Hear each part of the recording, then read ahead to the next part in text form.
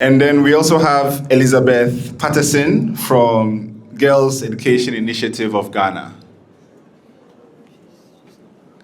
Okay, so we'll begin, and when they join us, we would also hear from them. Okay, so normally I'll say ladies first, but currently it's only men on the panel. So I'll start with Paul. So Paul, you guys are hosting us for the Entrepreneur Innovation Festival. So please just tell us something brief about the center, because we don't have too much time. But in addition, talk about how the centers, because I know it started with Accra and the idea is to start other centers around the country. I don't know if it's been started, but you can tell us.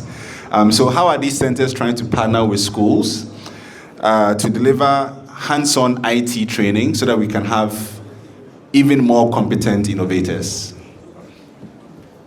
So do I have a microphone? Okay. Thank you very much. It's a very great opportunity to have students that we can talk to.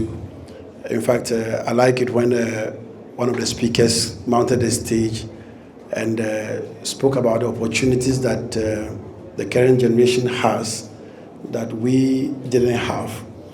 And I think growing up, by now we would have been swimming in ponds and building Conco cars and pulling them on the road.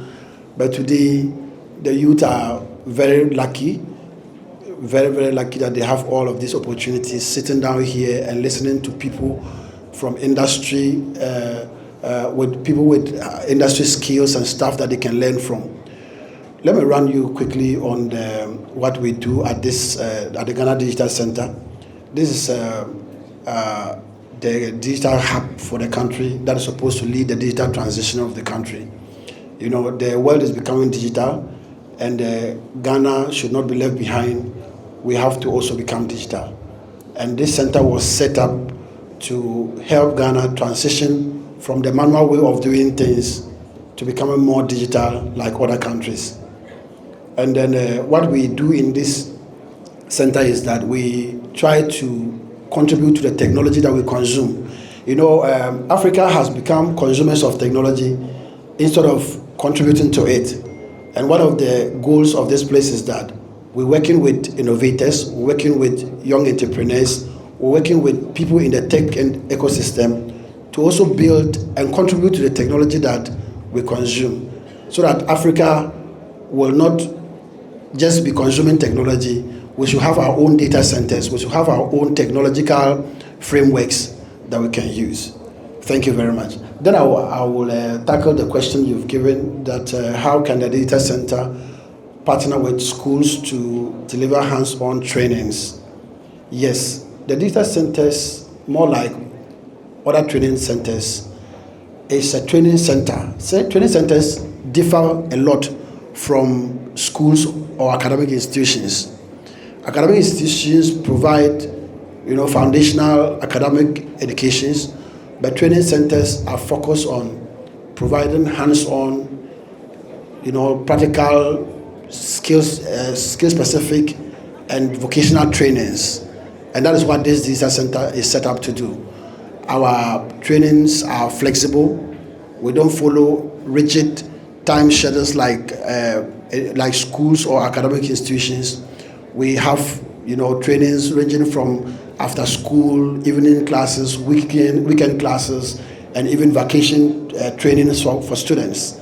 So because of the flexibility of our schedules, we are able to partner with schools. I think currently we're working on a program with Heritage Christian University, where we are establishing a lab for them in this space, and then their students can come here twice in a week to have hands-on practical trainings. The engagement is just 2 hours per engagement. And when they come, what we do here is that we don't do a lot of the theory here. We start with projects. The moment you enter into this space, we give you a project, and by the time you are exiting here, you are done with the project and you should go with that skill. So that is the level of partnership we do at the data center with other schools. I'll come back to talk more about this. Thank you very much. Please, a huge round of applause for Paul. So I'd like to come to you, Doctor. So for GIMPA, so we are wondering how GIMPA has integrated AI and robotics into your curriculum, because I believe you are with the computer science related department. So how have you incorporated AI and robotics into your current curriculum for your students, so that they can become competent innovators? Thank you very much for the question. I would say today, not GIMPA alone, most universities have integrated such things. For example, if you are here to learn, or you are in a school to learn computer science, machine learning is supposed to be part of it. If you are there doing engineering, you are supposed to do robotics. So these things have been integrated with the idea that theory can be matched with practicals. So that makes it possible. So today, when I heard, I think it was Nanaya, the lady who established the first voice of on IP company, she said some things, and I could see that if you look at the previous days of Ghana, most of the things we did at the university were more theory. I'm sure if it was today, there would have been a lot of people who understand what she was doing, and they wouldn't have kept her out. So that is the situation we have over here. As you can see, most of the students over here exhibiting are mostly from universities also. And they've been able to integrate most of these things just because it's coming from school. So that has been something that universities are doing. GTEx makes sure these things are also innate for us. So that is something that we are doing. Thank you. Just as a follow-up, can you talk about some of the particular classes at GIMPA that cover this? For example, if you, like I already mentioned, if you are doing computer science, you will do robotics.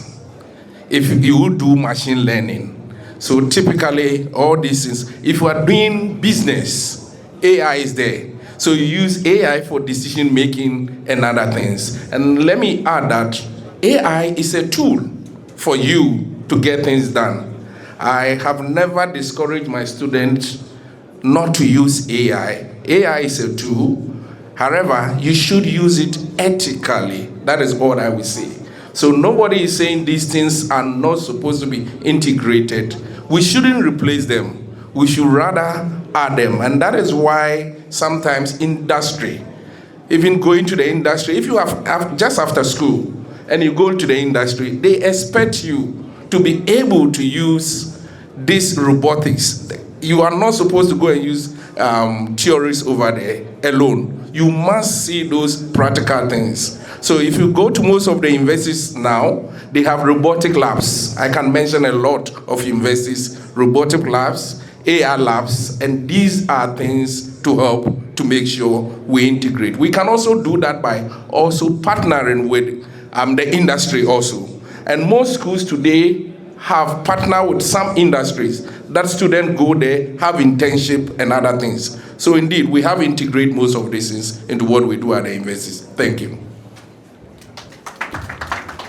Thank you very much. Please, we can do it better for Dr. Nana Asini. Great. So for Kwame, please, first, I'd like you to tell us a bit about what the Ghana EdTech Alliance does, or what it is. And then the question for you is, what are some of the EdTech tools that currently you've seen Ghanaian schools using, either universities or second cycle schools, using to support student innovation? Okay, so the ones that are being used. So I'm not asking how can they be used, what is actually being used? Thank you.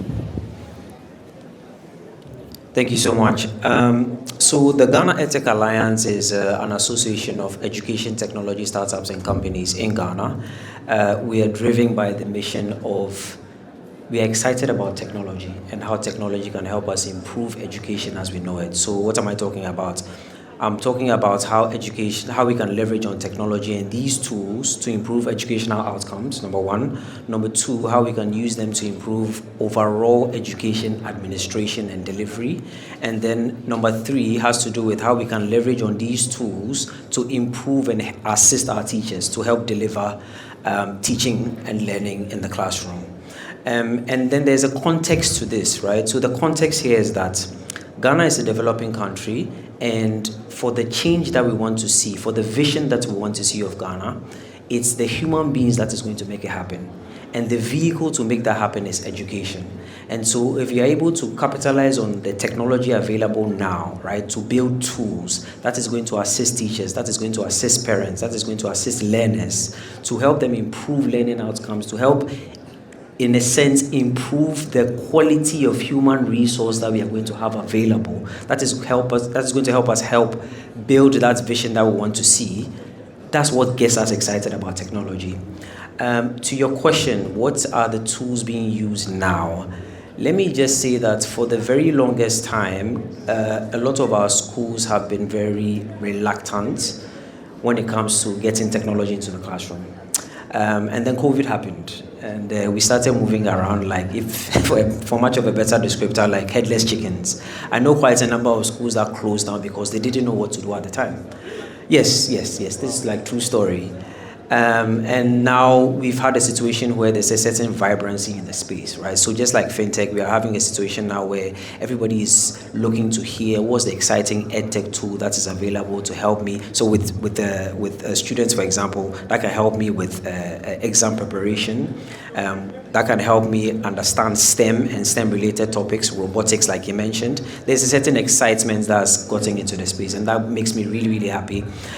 Some examples of tools that are being used currently are on the policy level, there's the iBox, right? So the iBox was rolled out by CENLOS. So CENLOS is the agency under the Ministry of Education that is in charge of all of the digital edtech conversations in Ghana. And the iBox essentially is an offline tool that allows students, teachers, etc., to be able to access educational resources, right, without the internet. In terms of innovators on the ground that have been able to get their solutions to be, in a sense, used on a certain level. So we have eCampus. So eCampus essentially is an assessment tool, right? It helps learners be able to prepare for exam. So back then, I'm sure if I mentioned this book, I don't know if we still use Akiola now. Okay, I'm exposing my age, but anyway. But back then, Akiola was the book that everybody used to prepare for exam, especially math, science, etc. But now we have tools that have been able to digitize the process. And now with AI, you are able to have objective and subjective questions in many, you can have it rolled out in many forms. So for one topic, for example, you can have AI give you a series of questions in different formats that enables you to prepare for the exam ahead. So there's eCampus. The other exciting ones are the Asanka.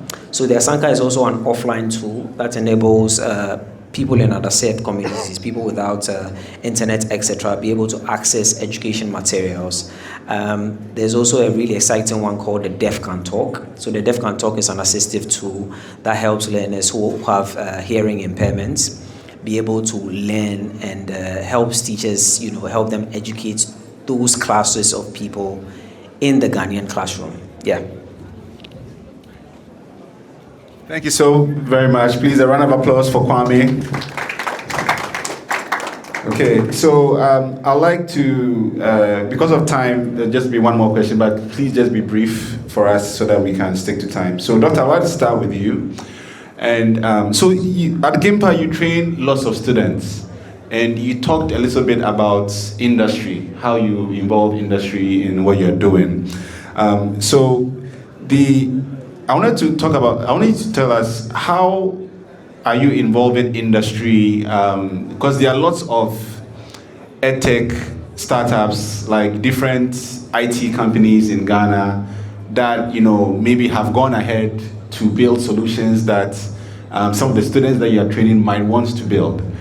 So please tell us how you are involving, people in the ecosystem in the classroom, so that they can learn and not repeat some of the same mistakes that the startups of 10 years ago, 20 years ago made.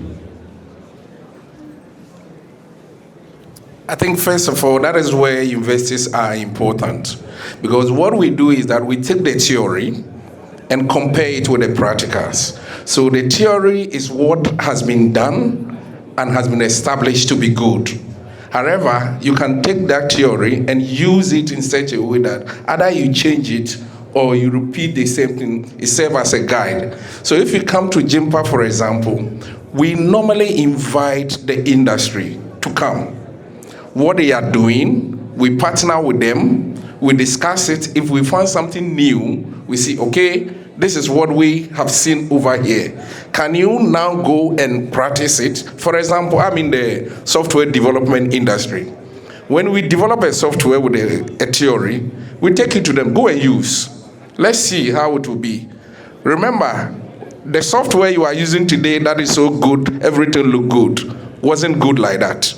But when they take it there, they will see all those mistakes, they bring it back, we work on it, then it becomes perfect. So we do this collaboration as a way to make sure because the student we are training at the end will get back to the industry to work.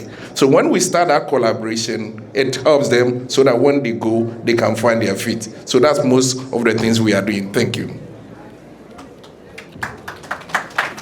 Thank you so much. You really set the pace with brief, concise responses. I really appreciate you for that. Paul, so here at the Accra Digital Center, run by the Ghana Digital Centers, you mentioned that you are the hub for digitalization for driving around the country, and we've seen governments try to drive a lot of apps. Digitization, different things that we have to do online. There's the Ghana card, which I think has really come to help, make a lot of those things happen.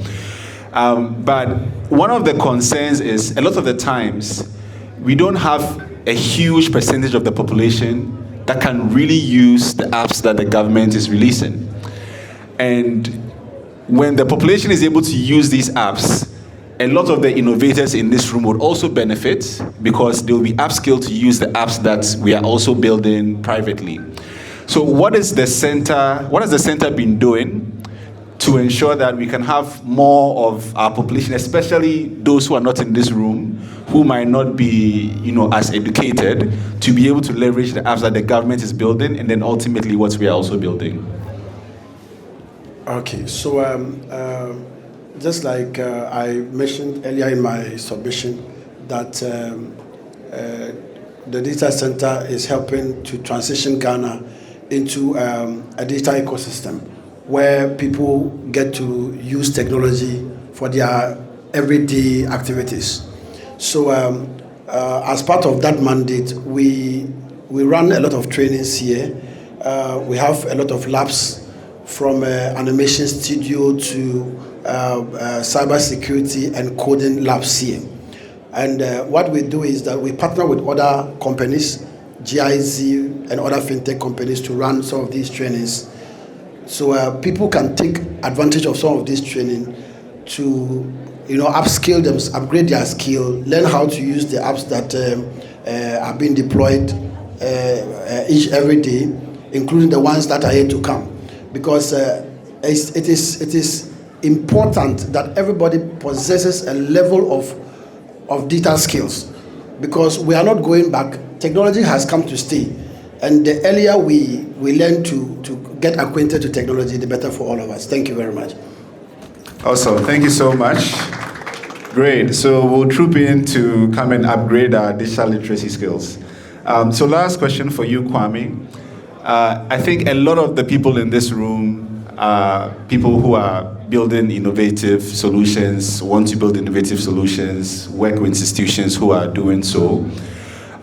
What advice would you give to them towards either building solutions that would work locally and would be bought and people would use, Because a lot of the times people just build a lot of innovative solutions and either they are too expensive for the customer or they are not very workable, right? So, so advice for people who are building their own solutions and then are also in companies or organizations that are building similar. I think that's a very good question, and it's interesting that question has come up on Ghana Day. What I say is that it's 6th March 2026, and we are in a country where, in terms of post-harvest losses in the agri space, Ghana is losing $1.9 billion yearly. We are talking about a country where in 2026 we're having a situation where, I don't know how many of you love plantain chips, but we're having a situation where I've known this for quite a while, but for over close to a decade, we are having women who sell plantain chips add rubber. They add rubber to the oil to make the plantain crispy. These are the situations we are grappling with. I don't know if you paid attention to the news, I think last month or so, there was a 29-year-old who was knocked down by a hit-and-run driver. He was taken to 5 hospitals. And apparently they said there was no bed. These are the issues we are grappling with. The last one I want to touch on is the fact that we had a situation where we had some market women who went to Burkina Faso to bring tomatoes.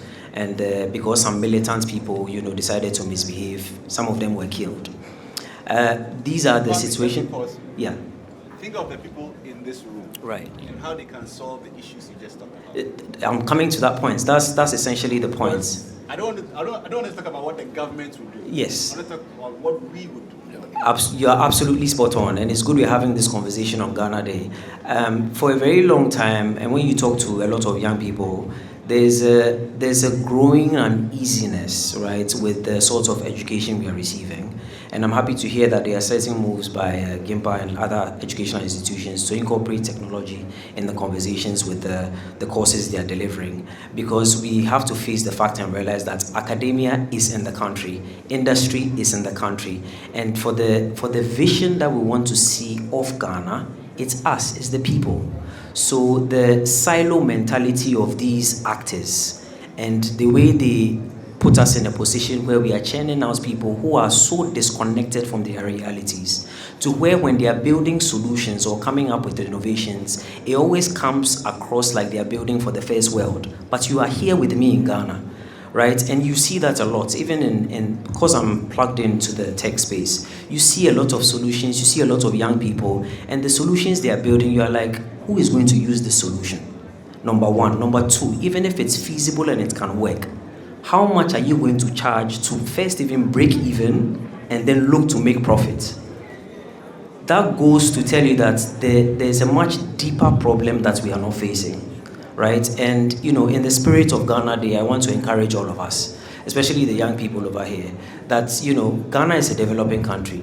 Any problem that you have seen that causes uneasiness in your stomach, that you see and you're not happy about, you are the one who is going to solve it. Nobody is going to solve it for us. There's an old documentary titled "The Men Who Built America." It didn't say the politicians who built America. It didn't say the government that built America. It says the men, and in our case, it is the men and women, the boys and girls who are going to help us develop this country. And so I encourage you that go simple.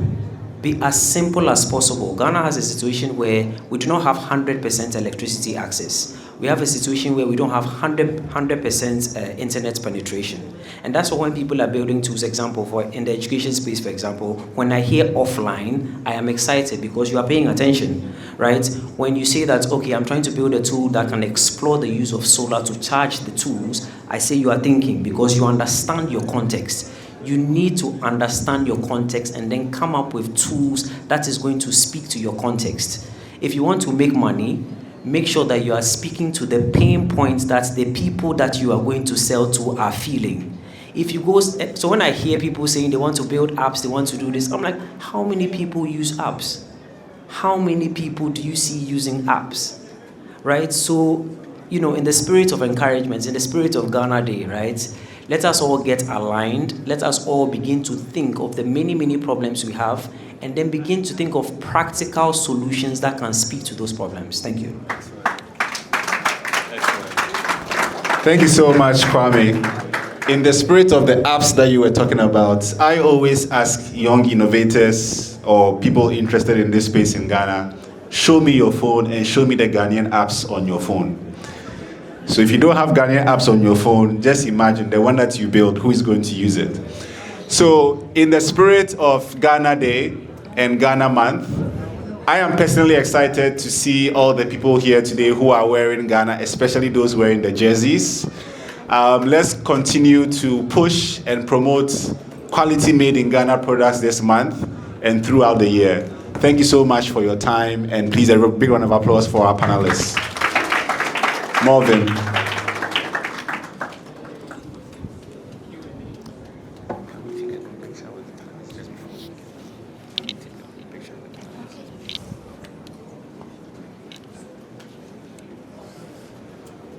Okay, so there would be